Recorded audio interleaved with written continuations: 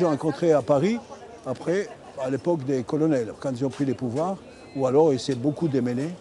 Et je pense même qu'il a été essentiel pour enseigner le monde de ce qui s'est passé en Grèce. Parce qu'il était à toutes les télévisions, à toutes les radios, et il a parlé avec une force et une justesse extraordinaire. Je pense que, vous savez, le coup d'État en Grèce, après quelques semaines, les gens sont retournés à leurs affaires et puis on en parlait à peine. Et ben elle a ranimé cela. Et elle a fait un travail énorme. Les gens ne réalisent pas la force et la bêtise de ces gens-là. Et je crois que peut-être avec moi aujourd'hui, ils vont commencer à réaliser ce qui se passe en Grèce. Et Mélina, dans son salon, recevait souvent des exilés grecs qui luttaient contre le régime des colonels. C'était leur passionnariat, quoi, clairement.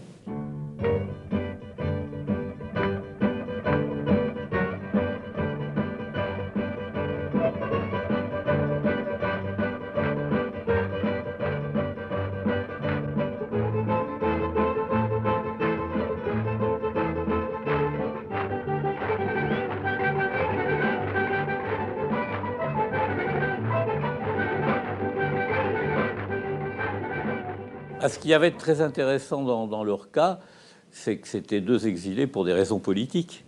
Jules Dassin à cause du macartisme, et puis Mélina à cause de la dictature des colonels.